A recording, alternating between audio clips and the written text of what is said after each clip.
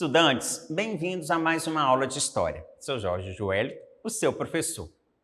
Hoje nós vamos falar sobre os hebreus.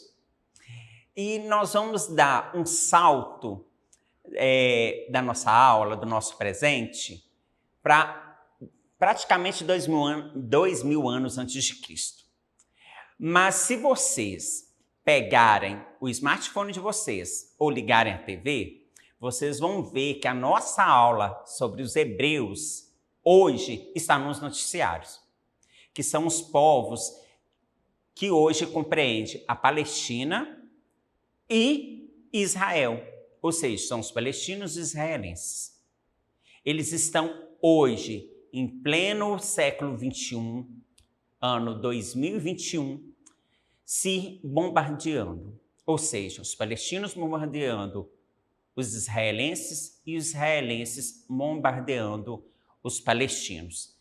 Então, a importância de estudar os povos antigos é que tem tudo a ver com o nosso presente. E isso mexe com a política social e econômica do mundo todo, porque há países que são a favor dos palestinos e contra os israelenses, e tem países que são a favor dos israelenses contra os palestinos.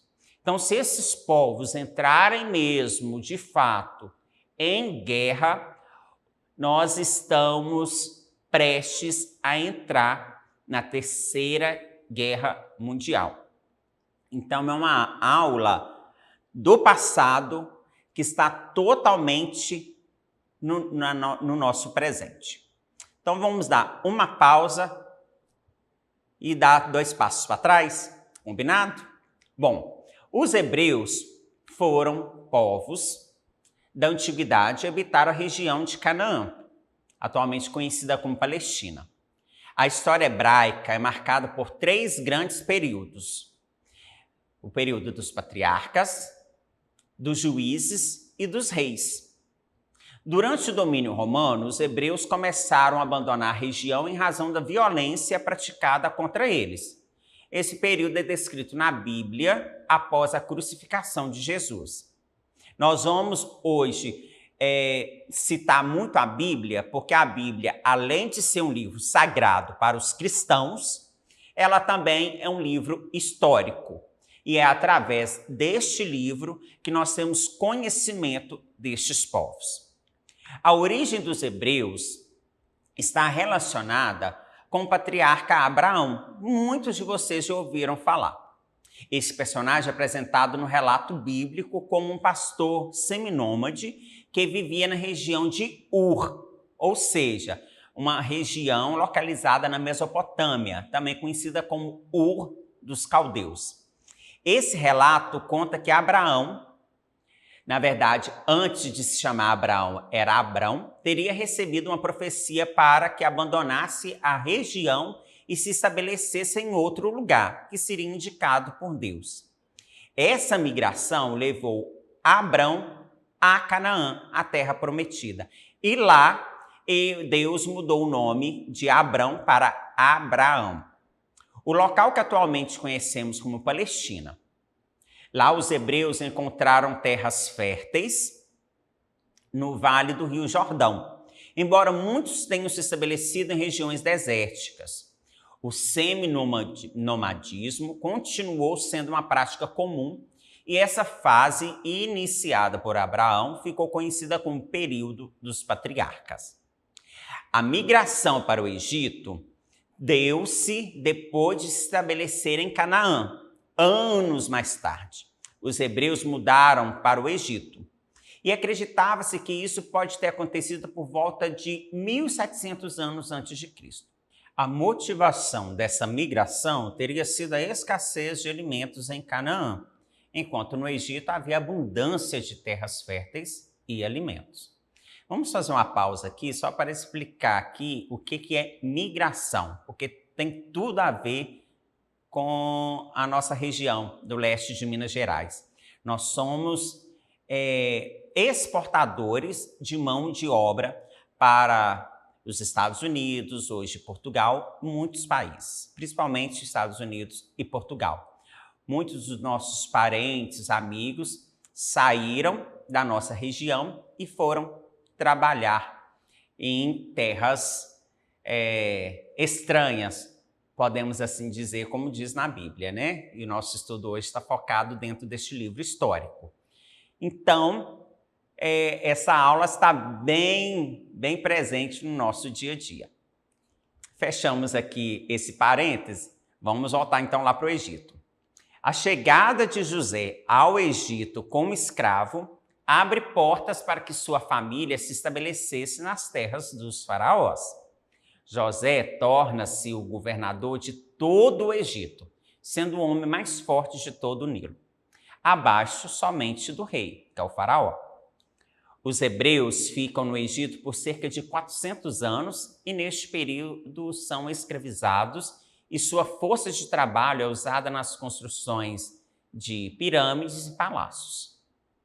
Os hebreus escravizados pelos egípcios conseguiram sua libertação por meio de Moisés, em aproximadamente 1.300 anos antes de Cristo. A libertação do Egito e o retorno dos hebreus para Canaã configuraram o chamado Êxodo, que é um dos livros bíblicos. Os hebreus viveram como nômades na península do Sinai e depois procuraram fixar-se em Canaã, mas a região já era ocupada por outros povos. Então, primeiro eles vão habitar essa região, a península do Sinai, que fica entre Israel e o Egito. Como essa região já era ocupada por outros povos, como os cananeus e filisteus, a narrativa bíblica fala que os hebreus teriam iniciado uma campanha militar para conquistar a terra. E antes deles chegarem à península do Sinai, nós temos a imagem de Moisés abrindo o Mar Vermelho, para que os hebreus passassem em segurança até chegar aqui, atravessando o Mar Vermelho, chegasse em segurança à Península do Sinai, fugindo do faraó e os seus guerreiros. Então, essa é uma aula bem fresca nas mentes de todos nós. Nós temos esse conhecimento, já ouvimos falar em algum momento de Moisés, de Abraão, do Mar Vermelho. Vestígios da fundação de aldeias ao norte de Jerusalém são encarados como indícios da chegada hebraica em Canaã. Nessa fase da história hebraica, a grande autoridade dos hebreus eram os chefes militares, conhecidos como juízes. Após se estabelecer em Canaã, os hebreus deram início a uma fase de centralização do poder e expansão de suas fronteiras, o que resultou no surgimento da monarquia hebraica. Essa monarquia surgiu por meio de Samuel, que foi o último juiz hebreu, que no final do século XI a.C., coroou Saul como rei a pedido do povo. Então o povo pedia para os juízes um rei, e assim eles foram atendidos. A motivação para isso seria a garantia da segurança das terras hebraicas, uma vez que, com o enfraquecimento de grandes reinos, como os assírios e o egípcio, novos povos teriam surgido como potências. Esses povos, como os moabitas, procuravam expandir seus domínios e terras, colocando-se como ameaça aos hebreus. A monarquia era alternativa, pois uma liderança forte poderia garantir a defesa dos hebreus. A monarquia hebraica teve 3 grandes reis que foram os mais conhecidos: Saul, Davi e Salomão. O reinado de Saul ficou marcado por algumas conquistas militares, mas ele acabou morrendo em batalha contra os filisteus. O sucessor foi Davi, que precisou disputar o poder de Israel com Isbosete, que era o filho de Saul. Do reinado de Davi, o grande destaque é a conquista de Jebus, uma cidade dos jebuseus. Essa cidade, ela tornou-se capital dos hebreus e é conhecida atualmente como Jerusalém. Por fim, o reinado de Salomão foi um período de prosperidade econômica, destacando-se a grande obra envolvida na construção do Templo de Jerusalém, um lugar que se tornou sagrado para os hebreus.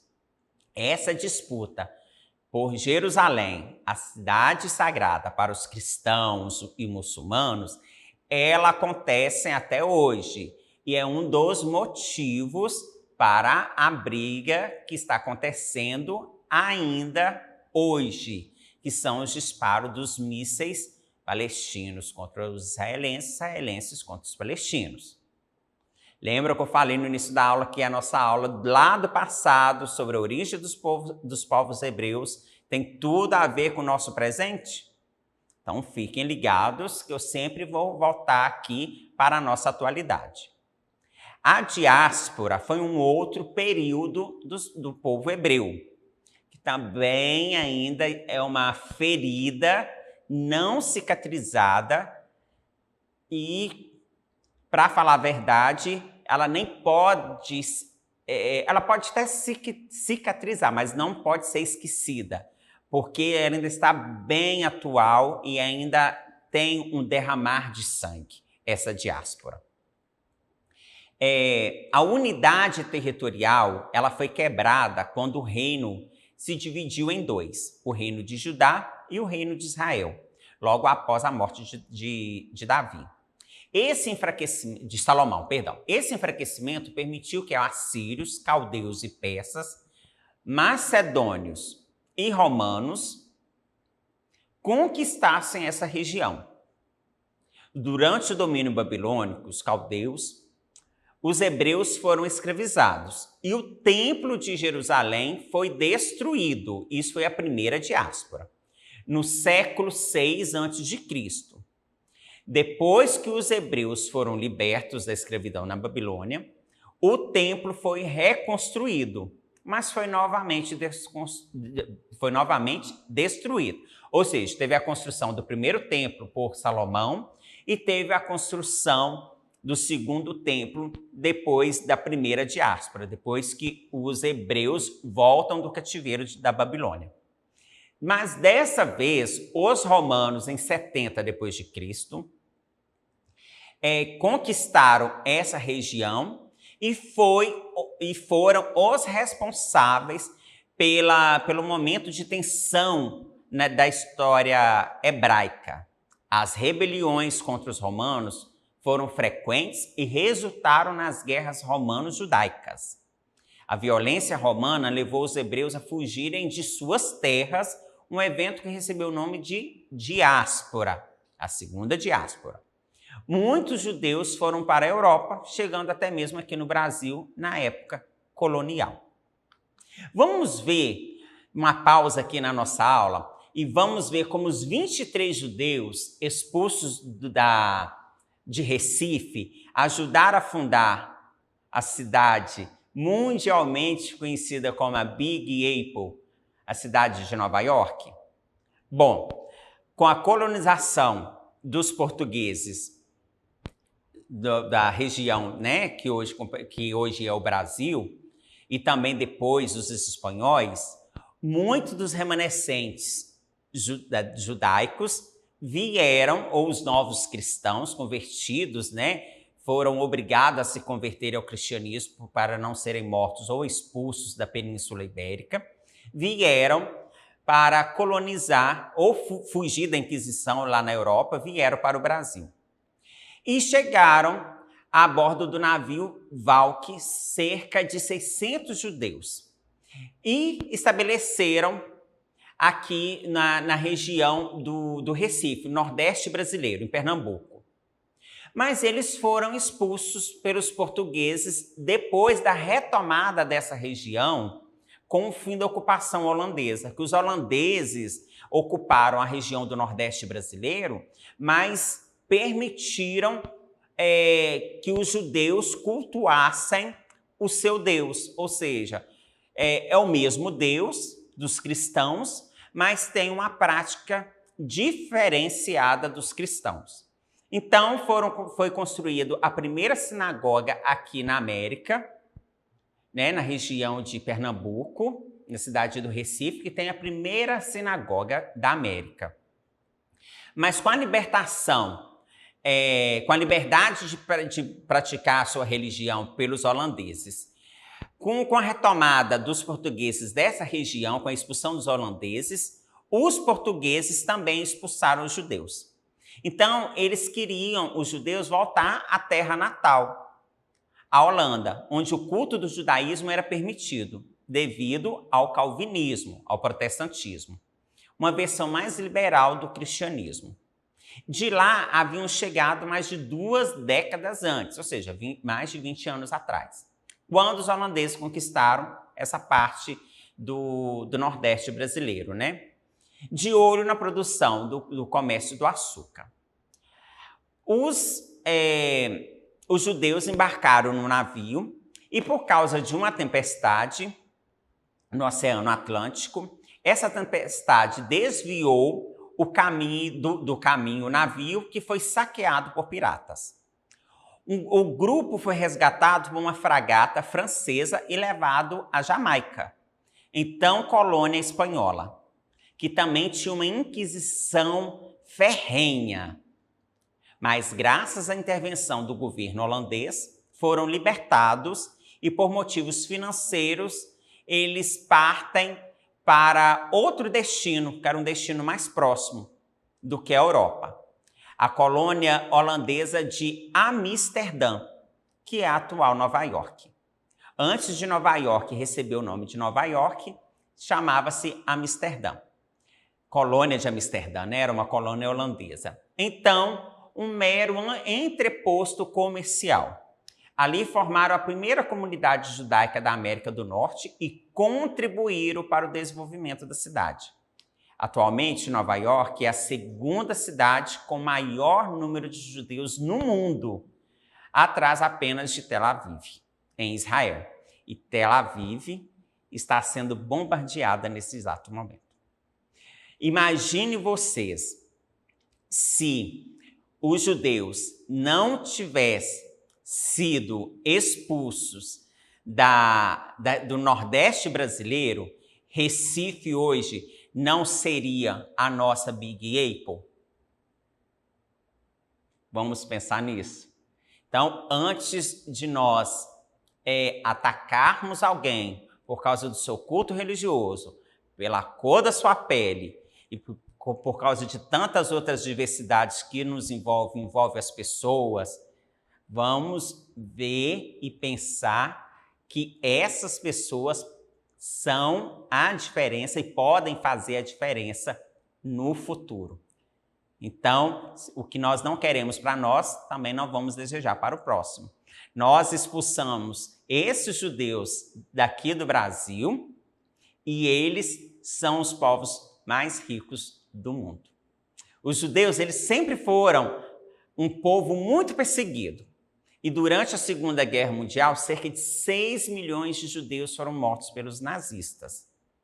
E aqui que está aquela parte que eu falei lá atrás, onde a ferida, que ela ainda escorre, ela ainda sangra, que eu disse se ela pode cicatrizar. Eu acho muito difícil cicatrizar, mas de todo jeito, se ela algum dia cicatrizar, esquecer jamais. Foram cerca de 6 milhões de judeus mortos. E eles ainda sofrem até hoje. E uma pergunta, por que os judeus da nossa cidade, aqui da região, né, de Governador Valadares, não tem uma sinagoga? Vocês já viram algum judeu andando pela cidade? Vamos pensar. Eu sei que existem famílias judaicas em Governador Valadares. Mas por que eles não têm uma sinagoga?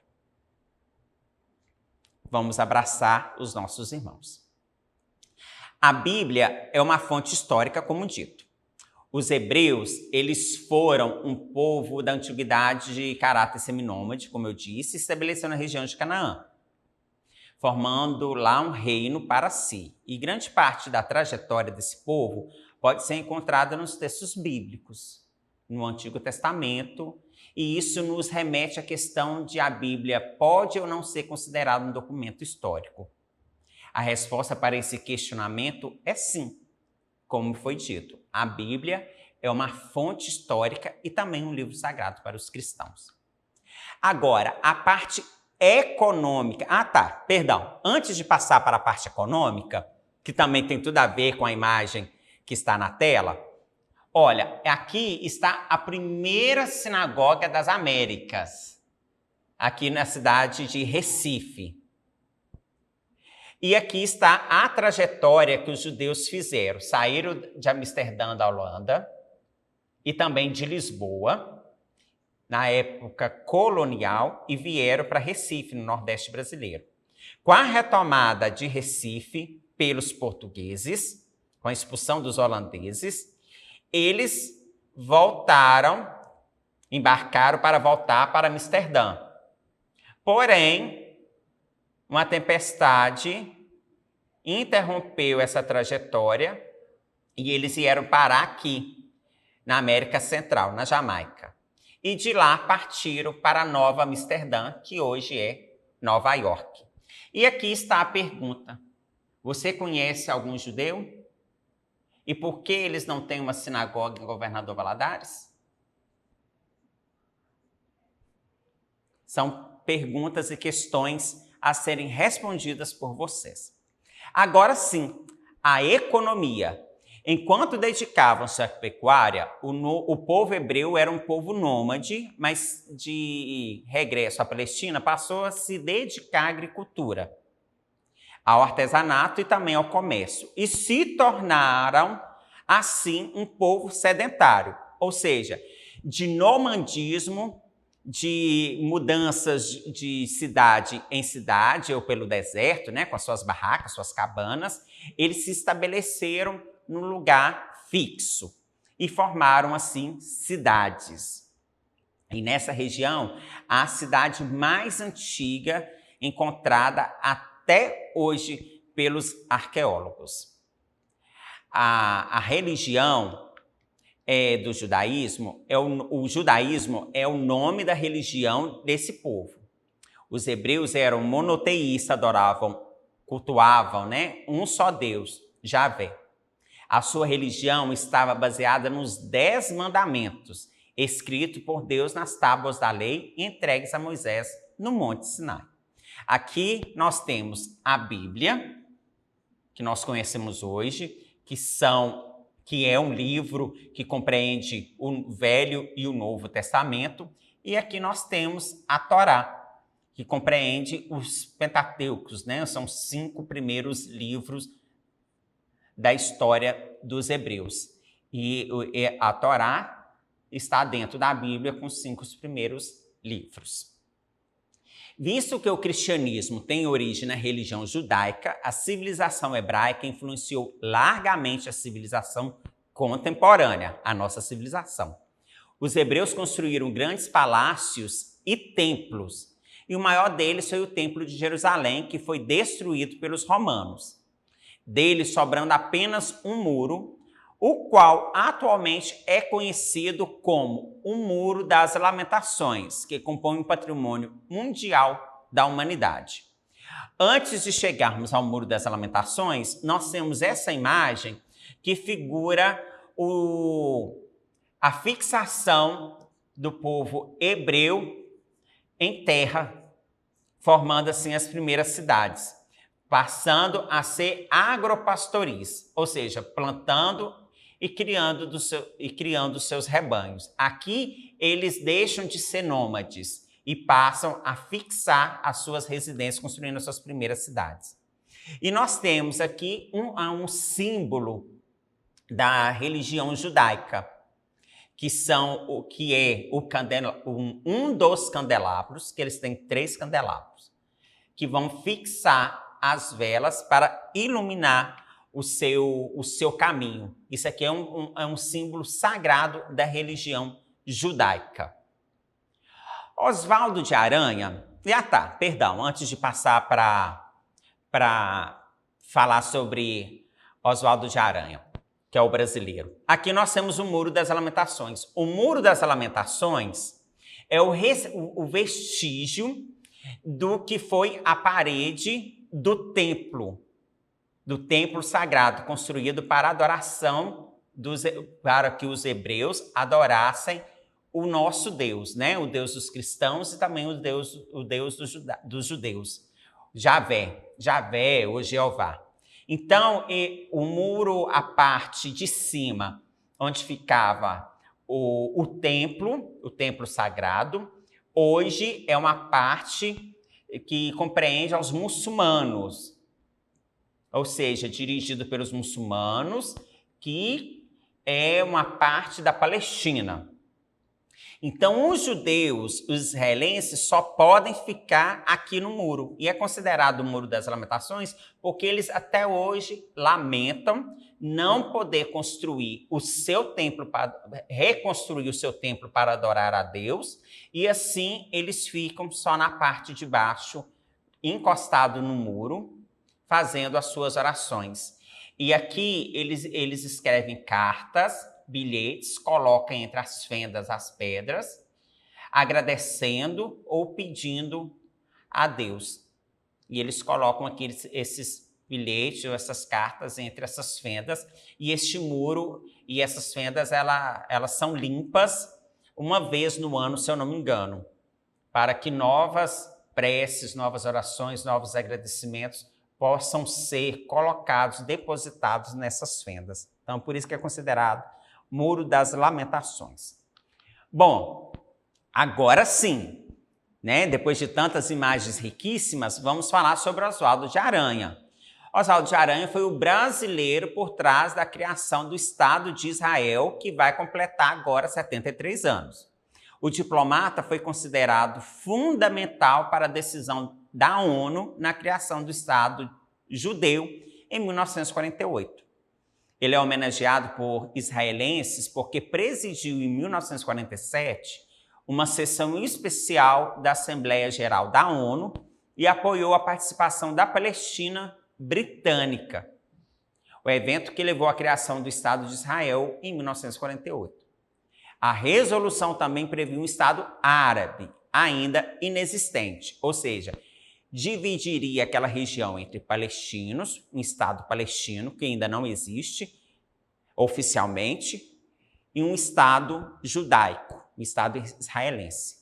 O brasileiro é considerado fundamental para a decisão por ter feito lobby por um voto positivo, e ele foi nomeado ao Nobel da Paz por ter presidido aquela sessão.